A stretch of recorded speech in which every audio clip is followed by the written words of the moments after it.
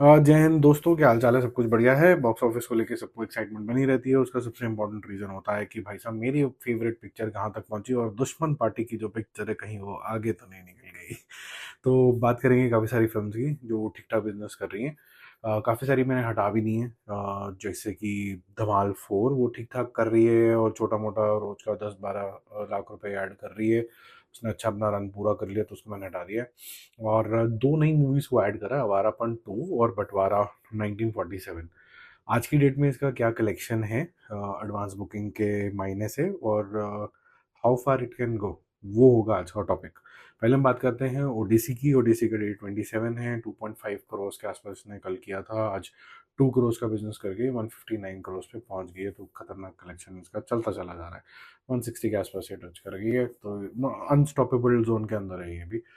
Despite the fact there is another very important and very successful movie, Spider-Man Brand New Day.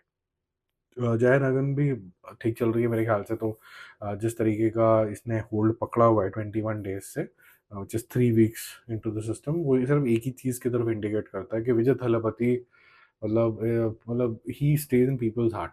As simple as that. Otherwise picture ordinary सी है, कोई देखी वाली सी लगती है आपको। ऐसा कुछ नहीं है कि नयापन लगेगा। और इसका एक और रीजन भी है, क्योंकि इस तरीके की टेम्पलेटेड मूवीज काफी आ चुकी हैं। इससे इसी तरीके की मूवी अगर मान लीजिए आप 10 साल पहले देख रहे होते हैं तो आपको ये बहुत फ्रेश और नई लगती है और ये बहुत बड़ी हिट हो जाती है। तो अभी भी हिट है।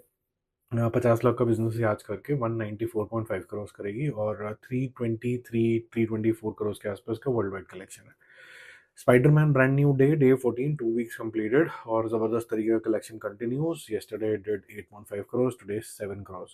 तो 432 प्लस 7 इक्वल टू 439, 440 करोड़ के आसपास। अगर 440 है तो 440 वोल्ट का जबरदस्त झटका। मोस्ट सक्सेसफुल फिल्म जो हॉलीवुड की कह सकते हैं, हिंदी के या इंडिया के अंदर काफ़ी अच्छी तरीके से चल चुकी है। 530 करोड़ जो है इसने क्लॉक कर दिया है इंडिया इंडिया के अंदर। वर्ल्ड वाइड लेवल पे तो नेक्स्ट लेवल पे ही जा रही है। ठीक है, अगर इसका आपको बिजनेस एनालिसिस चाहिए तो ज़रूर बताना, क्योंकि all this while we been talking about Indian films, whether it is Bollywood, Hollywood, Tollywood, Kollywood, ये सब चीज़ें। सॉरी, हॉलीवुड हमने कवर नहीं किया, तो that will be good case study कि यहाँ पर किस तरीके से बिजनेस चल रहा होगा। ठीक है, किसने डिस्ट्रीब्यूट किया, क्या पैसे कमाए होंगे, क्या कमीशन मॉडल्स होंगे। डीसी का जो डे 6 है, लोकेश की फिल्म। एंड लोकेश की फिल्म से ज़्यादा लोग तो ये बोलने लगे हैं कि ये वामिका गब्बी की फिल्म है, क्योंकि वामिका ने बहुत अच्छा रोल किया है इसके अंदर, काफ़ी अच्छी एक्टिंग है और ठीक ठाक बिजनेस कर रही है। ये 5 करोड़ का बिजनेस ने किया था कल, आज किया 4 करोड़ का बिजनेस। 34 + 4 38 करोड़ और 46 crore overall world wide collection. अब देखो, दो फिल्में जो नई रिलीज हो रही हैं उसके बारे में क्या विचार है। अवारापन कल्ट क्लासिक हुई after many years of release. OTT, TV दोनों का इसमें हाथ था। और उसके बाद इमरान हाशमी और हिमेश रेशमिया जैसे जो आर्टिस्ट थे वो एक टाइम पे हिट देते चले जा रहे थे। अभी दोबारा ऐसा समय आया है कि कुछ एक्टर्स की वापसी हुई है जो कभी किसी ज़माने में अच्छे हुआ करते थे, फिर अब faded with time, now bounce back. इसमें सनी देओल का भी नाम आता है, इसमें इमरान हाशमी का भी नाम आता है। तो अवारापन रिवाइव हो गई एक किस्म से, लोगों के दिमाग में फ्रेश है।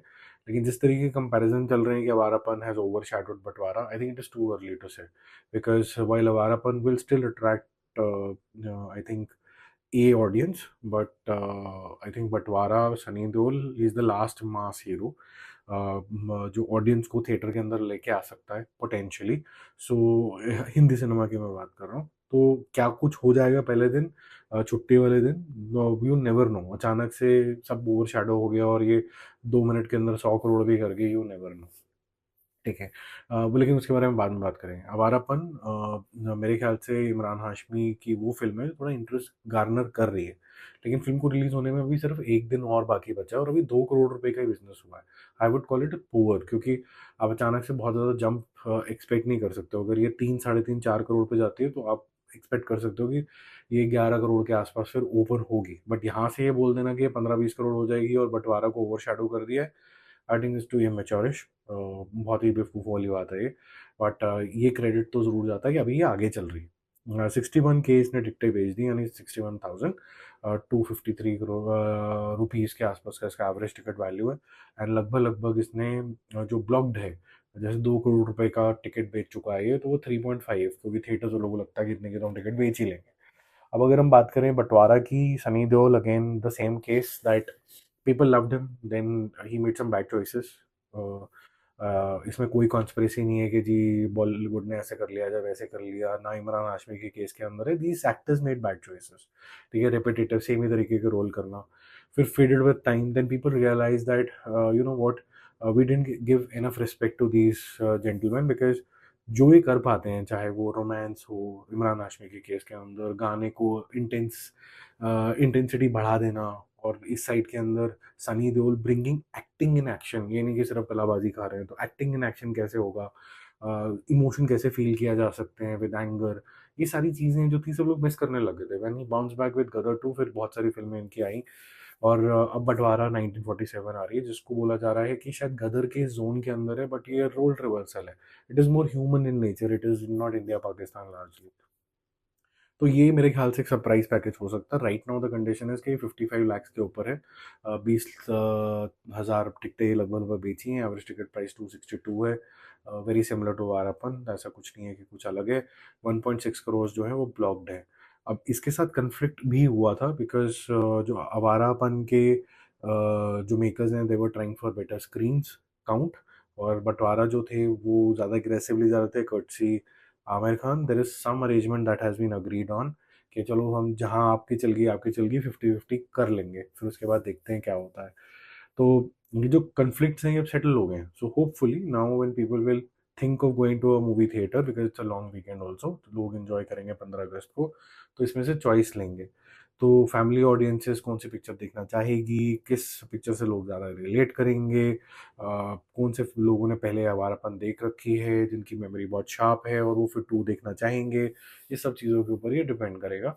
ऐसे ही बंटवारा कितना अट्रैक्ट करता है एज अ सब्जेक्ट, बिकॉज हिंदू मुसलमान कर लो या फिर इंडिया पाकिस्तान कर लो, तो attraction is like in a jiffy, but when you talk about humanity nobody is interested really, right. But here there is a very important topic that माँ का कोई रिलीजन नहीं होता, तो उसको बांटना नहीं चाहिए, माँ सबकी माँ ही होती है उसका, तो वो सबसे इम्पोर्टेंट होता है। तो देखते हैं किसके ऊपर जाता है, पर मुझे ऐसा लगता है कि जब आप एक सनी देओल के मासी अवतार देखते हो, जिसका ट्रेलर और टीजर दोनों सही लैंड किया है, ना वारापन के ना बंटवारा के जो सॉन्ग्स हैं वो बहुत ढंग से लैंड करे, वो तो गदर 2 के भी नहीं इतने ज़्यादा लैंड करे थे, लेकिन पिक्चर बहुत बड़ी हिट हुई थी, कच्ची डायलॉग्स, एंड बंटवारा के डायलॉग्स अच्छे हैं। आवारापन का जो बीट है वो अच्छा है, म्यूजिक का इन अ वे, बट सॉन्ग्स इतने अच्छे नहीं है, बट नॉस्टैल्जिक फील तो देता है, तो दोनों के पास अपना अपना एज है। पर मुझे लगता है कि जब चलने की बारी आती है कि जो 200 करोड़ 400 करोड़ का पोटेंशियल रखता है, वो बंटवारा रखता है।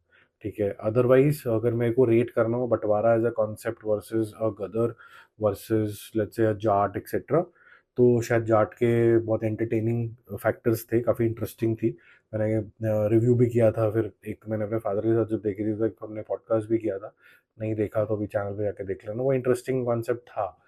बट ह्यूमन जो कॉन्सेप्ट है जो आज के टाइम में रेलेवेंट है, जो अब्यूज़ हो चुका है कि किसी भी तरीके से हिंदू मुसलमान कर दो या फिर क्रॉस बॉर्डर कुछ दिखा दो तो उससे हो जाएगा मामला साफ और ह्यूमैनिटी जाए तेल लेने, उसके हिसाब से I think it's a very important subject which people should appreciate now.